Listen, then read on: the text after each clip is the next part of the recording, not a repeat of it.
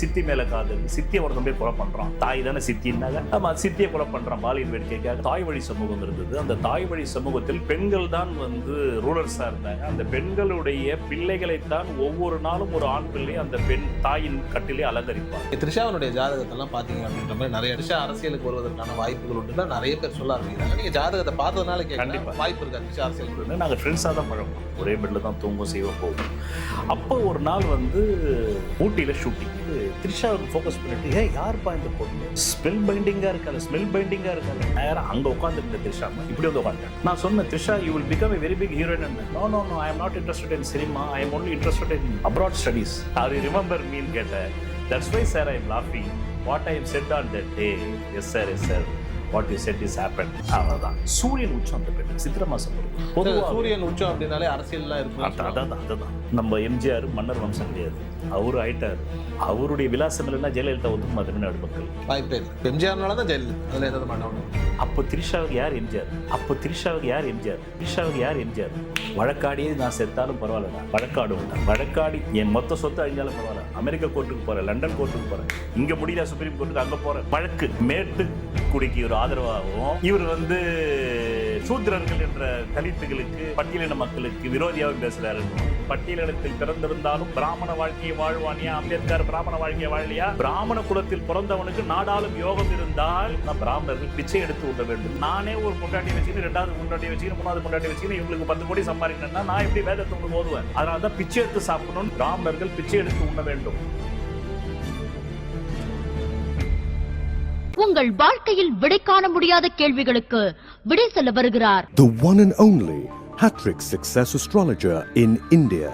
ஜோதிட சத்குருஜி மெஹரு தன் சுய ஜாதகத்தின் மூலம் விழிப்புணர்வு பெற்ற ஒரு மறைபொருள் ஞானி. கெட வேண்டும் என்று துடித்துக் கொண்டிருக்கக்கூடிய ஜாதகங்கள், கெடுக்க வேண்டும் என்ற துடித்துக் கொண்டிருக்கும் ஜாதகங்களும் ஒன்றிணையும் போது ஒரு விபரீதம் நடந்து விடுகிறது. புரியுதுல்ல உங்களுக்கு? கெட வேண்டும் என்று பாலியல் ரீதியாக கெட வேண்டும் என்று துடித்துக் கொண்டிருக்கக்கூடிய கிரகமைப்பை பெற்ற ஒரு ஜாதகம் கெடுக்க வேண்டும் என்ற, அது உறவுமுறை தவறியதாக கூட இருக்கலாம், இல்ல வேற அந்நியர்களா கூட இருக்கலாம். இந்த மாதிரி கிரகமைப்பு இருந்தா இப்படி வரப்போகுது, அந்த சிந்தனையாவது போது அவனுக்குன்ற. அதுக்கப்புறமா அந்த ஜாதகத்துல அவனுடைய புத்திஸ்தானம் மற்ற லக்னாதிபதி பலம் இருக்கிறதுனால அறியாத பருவத்துல வந்ததை கண்டினியூ பண்ண மாட்டாங்க. இந்த கிரகங்கள்லாம் பலவீனமா இருந்தா அறிஞ்ச பருவத்துல அதை கண்டினியூ பண்ணுவாங்க. இப்ப நம்ம பார்க்கலையா, சித்தி மேல காதல், சித்தியை ஒருத்தன் போய் கொலை பண்றான். தாய் தானே சித்தின்னாங்க. ஆமா, சித்தியை கொலை பண்றான் பாலியல் வேடிக்கைக்காக. எல்லாம் ஒரு டிவி தான் 10 செகண்டுக்கு ஒன்று அடிச்சுக்கிட்டே இருக்காங்க. பாரிமர்ல வந்துகிட்டே இருக்கு பாலியல் நியூஸ். அப்போ அதுக்கெல்லாம் ஒரு ஈக்குவேஷன் இருக்கணுமா இல்லையா? பிரபஞ்சத்துக்கு இல்லாம எப்படி நடக்கும்? கண்டிப்பா. இதுக்குதான் நீங்க ராகுல் சாங்கிருத்தியாயின் புத்தகம் படிக்கணும். அவர் இந்தியாவினுடைய உயரிய சாகித்ய அகாடமி பெற்றார். ராகுல் சாங்கிருத்தியனும் பகவான் ஓஷோவும் நண்பர்கள், ஒரு காலத்தவர்கள். அவர் வடக்கை நாட்டை சேர்ந்தவர். நம்முடைய இந்தியாவில் வால்கா முதல் கங்கை வரை, நான் சினிமாவில் வந்த புதுசில் அசிஸ்டன்ட் டைரக்டரா பிரவீன் காந்தி கிட்ட இருக்கும்பொழுது எல்லாருமே என்கிட்ட சொன்னாங்க, நீ வால்காவிலேருந்து கங்கை வரை படிக்கலையானாங்க. நான் கூட வால்காவிலேருந்து கங்கை வரை படிச்சாக்க நம்ம ப்ரொடியூசர் கிடைச்சிருவார் பொழுது படம் பண்ணி டைரக்டர் ஆயிடலான்னு. தாய் வழி சமூகம் கிட்டத்தட்ட இன்றிலிருந்து 6000 ஆண்டுகளுக்கு முன்பு தாய் வழி சமூகம் இருந்தது. அந்த தாய் வழி சமூகத்தில் பெண்கள் தான் ரூலர்ஸா இருந்தாங்க. அந்த பெண்களுடைய பிள்ளைகளைத்தான் ஒவ்வொரு நாளும் ஒரு ஆண் பிள்ளை அந்த பெண் தாயின் கட்டிலே அலங்கரிப்பான். இது வால்கா முதல் கங்கை வரை. இதை பத்தி நான் என்னுடைய வீடியோலையும் பேசியிருக்கேன். அதுதான் அதுக்கான காரணம். சரி, இப்போ இதே மாதிரி சார், இப்போ இந்த சனி ராகு காம்பினேஷன் இதெல்லாம் இருக்குல்ல. இப்போ நான் ஒரு யூடியூப்ல கூட ஒரு வீடியோ பார்த்தேன், இந்த மாதிரி சனி ராகு சேர்ந்தாலே ஆண்களாக இருந்தாலும் சரி பெண்களாக இருந்தாலும் சரி இது ஒரு ரவுடித்தனமான ஒரு காம்பினேஷன் அப்படின்லாம் சொல்றாங்க. அது யதார்த்தமா உண்மைதான்? சயின்டிஃபிக்காக விளக்குறேன். இப்போதான் நம்ம இப்படி விளக்கும் போது, இப்போ நான் எனக்கு அறிவியலையும் தெரிஞ்சிருக்கணும்ல, சைக்காலஜியும் தெரிஞ்சிருக்கணும்ல, எனக்கு ஃபிலாசபியும் தெரிஞ்சிருக்கணும்ல. இப்போ பாவம் அவர் அன்பர் தான், அவர் யூடியூபர். அந்த அவர் பார்த்துட்டு நீங்கள் ஒரு ஜோசியம் மட்டும் சொன்னால் இப்போ இந்த கேள்வி விளக்கம் கொடுக்க முடியாது. அது சார் 2ஆம் வீட்டு கூட 4ஆம் வீட்டு கூட சேர்ந்தா சார் அப்படிதான் சொல்லிட்டாங்க. உங்களுக்கும் புரியாது, பார்வையாளர்களுக்கும் புரியாது. சனியும் ராகுவும் சேர்ந்தால் ரவுடி போக்கான தரம் இருக்கும் ஏன் என்று கேட்கிறீர்கள். அதான ஒரு கேள்வி. ரவுடின்றது என்ன? ஈகோயிஸ்டிக் தானே. நான் சொல்வதை உலகம் கேட்க வேண்டும், நான் சொல்வதை என் எதிரில் அமர்ந்திருக்கிறவன் கேட்க வேண்டும். சனி ஈகோ பிளானட்.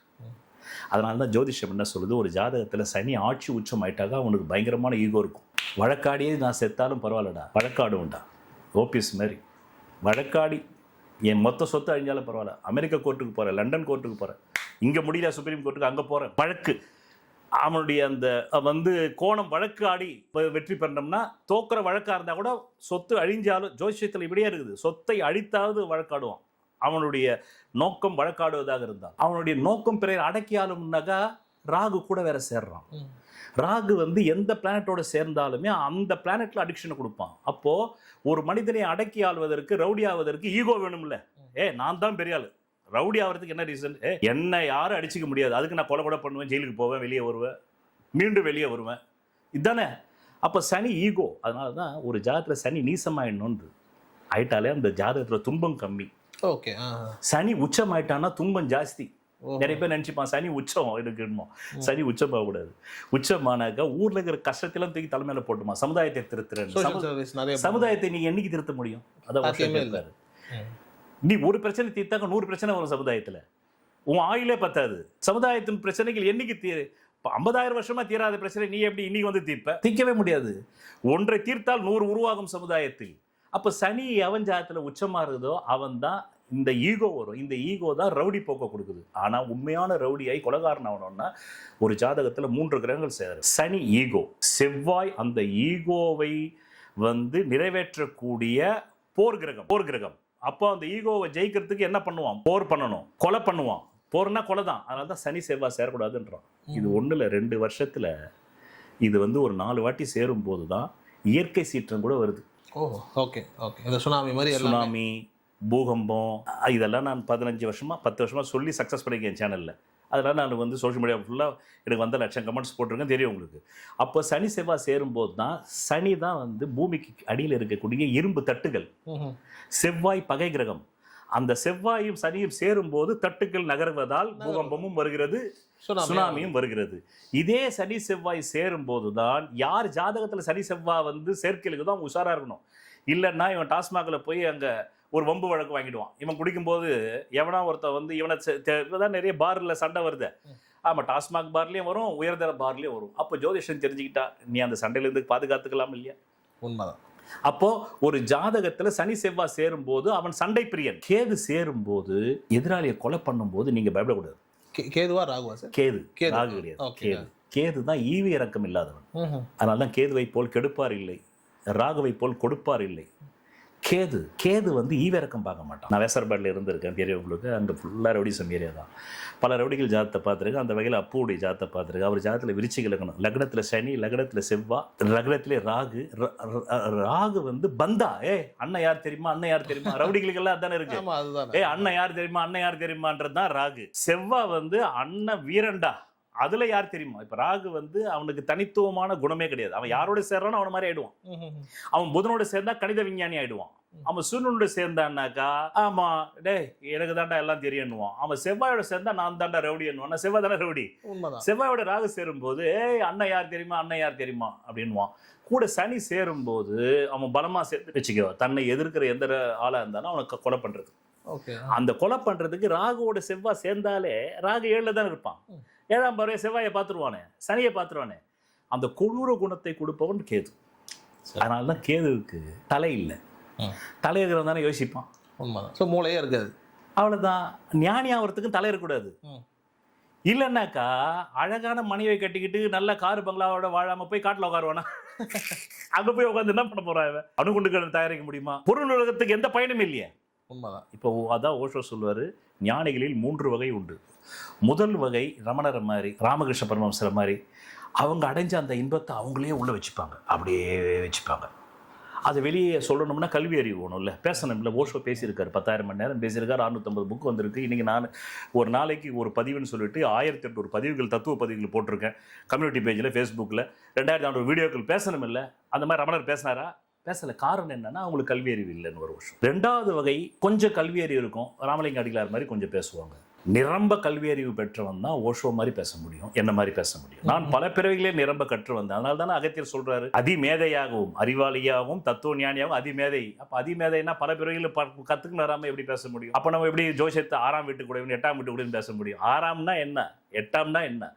அப்போ ஒரு ஜாதகத்தில் சனி செவ்வாய் கேது சேர்ந்தால் கொலகாரம்.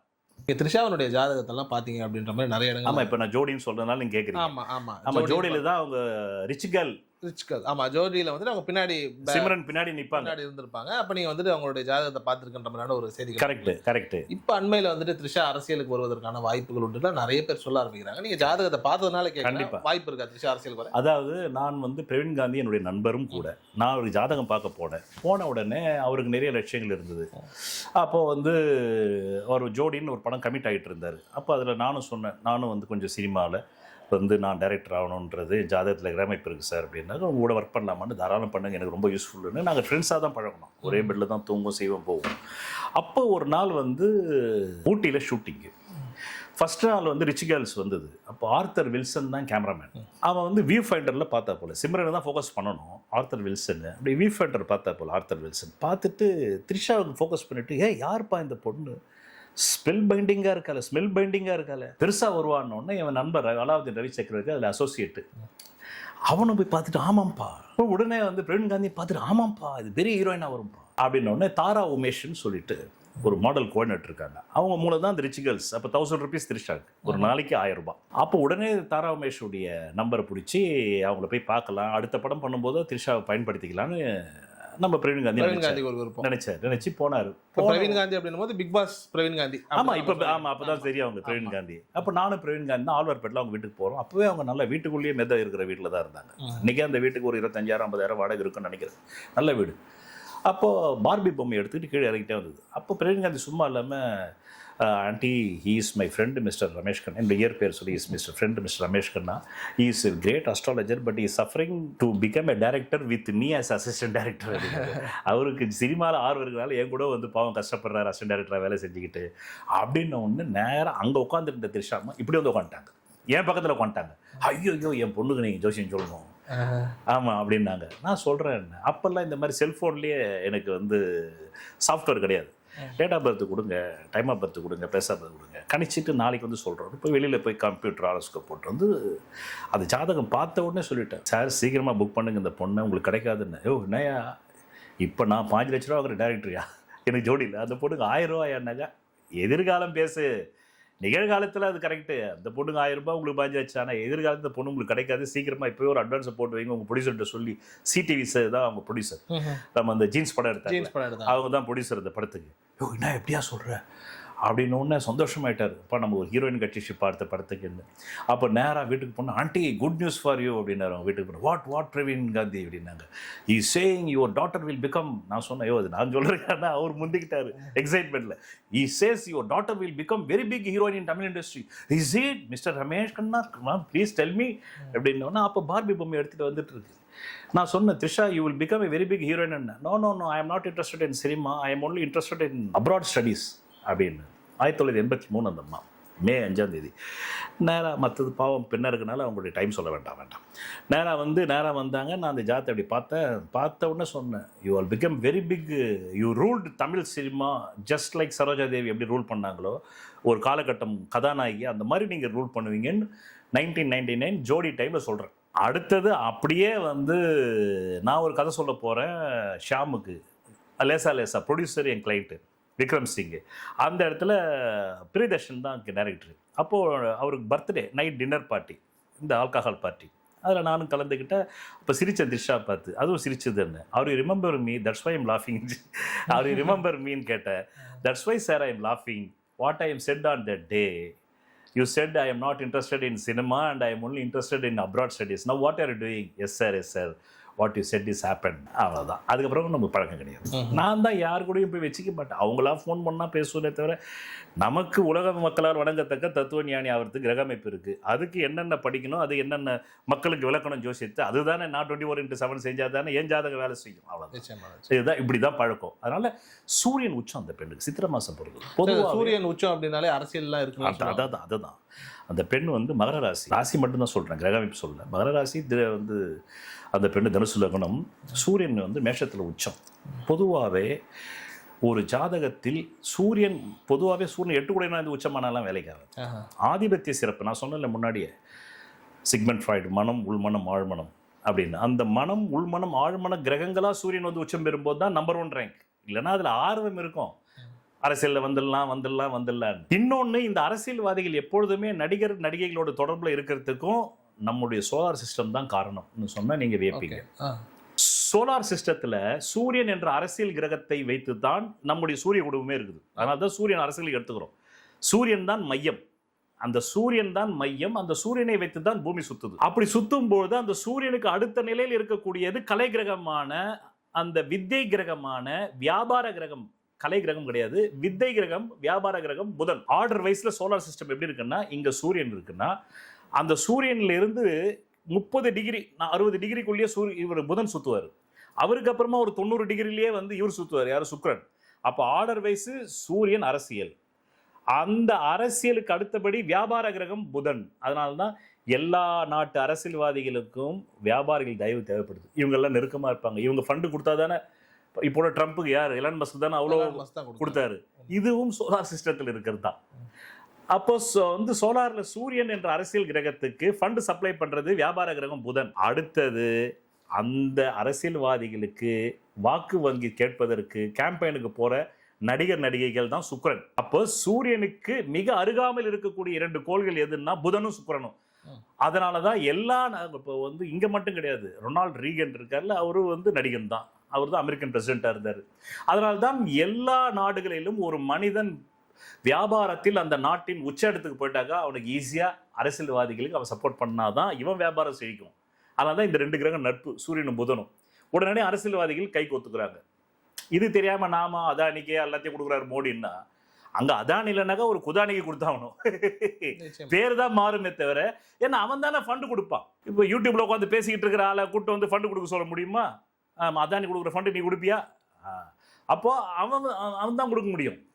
நம்ம வந்து சும்மா தெரியாத விஷயத்த நம்ம வந்து புறம் பேசிக்கிட்டு இருப்போம், பொறாமையிலையோ அறிவில்லாமையோ. அதுக்கு அடுத்தது ஏன் சுக்கிரன்னா, இந்த 2 கிரகம் தான் சூரியனை எப்பவுமே நெருக்கத்தில் சுத்தம், மற்றதெல்லாம் ரொம்ப தொலைவில் இருக்குது. ஃபர்ஸ்ட் சூரியன், 2வது அரசியல் கிரகமான சூரியனுக்கு அடுத்தது வியாபார கிரகம் புதன், அதுக்கு அடுத்தது கலை கிரகம் நடிகர் நடிகர்களுக்கு சுக்கிரன், அதுக்கு அடுத்தது தான் பூமி இருக்கு. பூமிக்கு அடுத்தது நம்மளோட இந்த சுக்கிரனுக்கு அடுத்தது என்ன வருது? நம்முடைய பூமி வருது. இந்த பூமிக்கு அடுத்தது செவ்வாய் வருது. அதனாலதான் செவ்வாயை பூமிக்காரகன் தான். நம்ம பூமிக்கு அடுத்தது செவ்வாய் ஆர்டர்ல வருது. செவ்வாய்க்கு அடுத்தது குரு இருக்கு, குருக்கு அடுத்தது சனி இருக்கு. அவ்வளவுதான்.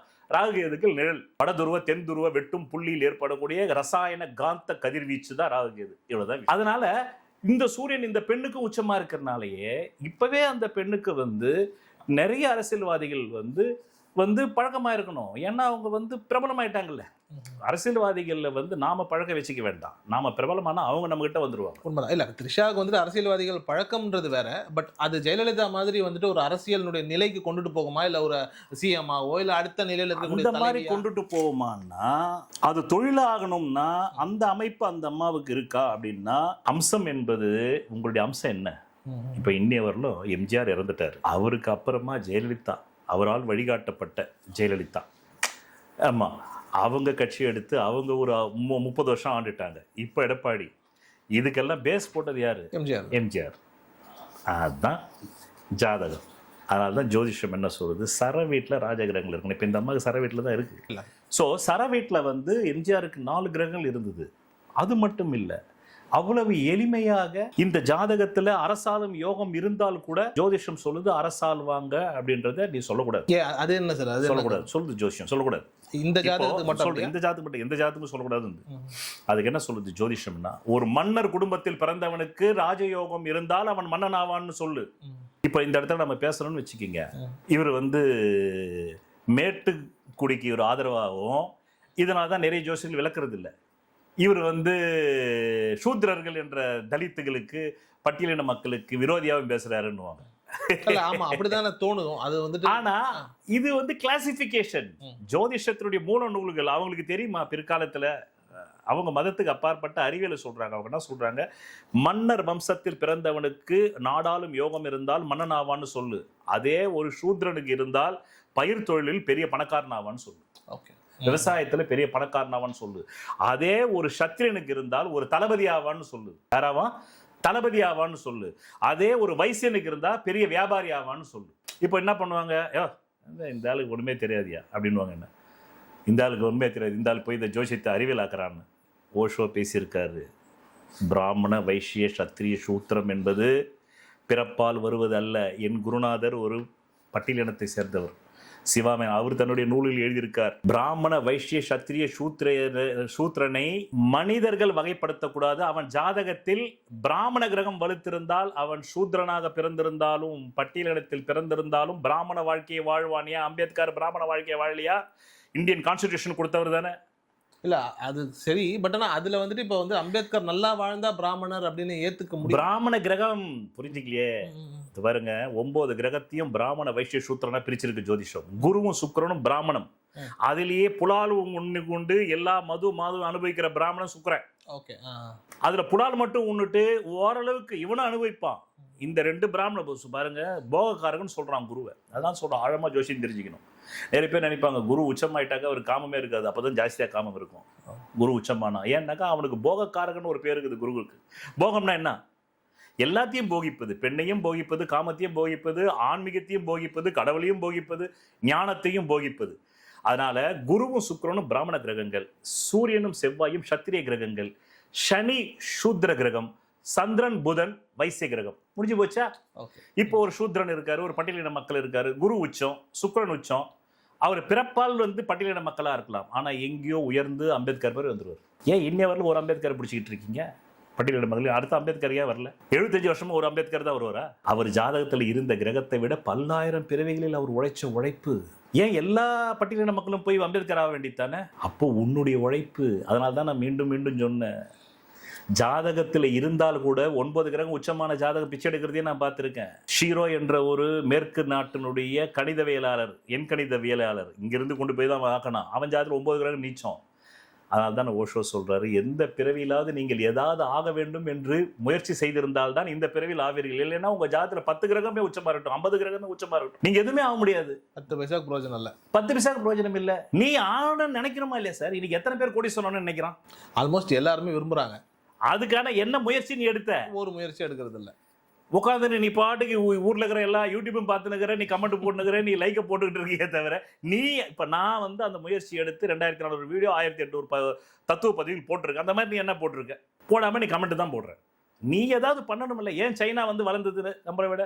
ஒவ்வொருத்தரும் அங்க குடிசை தொழில் மாதிரி ஏதோ ஒன்று பண்றான். இங்க நீ எதுக்கெடுத்தாலும் நொட்டுக்குன்னு சொல்லிக்கிட்டே இருக்கிற. அப்போ இந்த கிரக அமைப்பு நாடாளும் யோகம் மன்னர் வம்சத்தில் பிறந்திருந்தால் மன்னனாவான், அல்லது அந்த மன்னனால் அறிமுகப்படுத்த வைப்பான். அப்போ நம்ம எம்ஜிஆர் மன்னர் வம்சம் கிடையாது, அவரு ஆயிட்டாரு. அவருடைய விலாசம் இல்லைன்னா ஜெயலலிதா ஒத்துக்குமா தமிழ்நாடு மக்கள்? வாய்ப்பே இல்லை. எம்ஜிஆர்னால தான் ஜெயலலிதா, அதுல எந்த டவுட்டும். அப்போ திரிஷாவுக்கு யார் எம்ஜிஆர்? யாராவது இருக்காங்களா?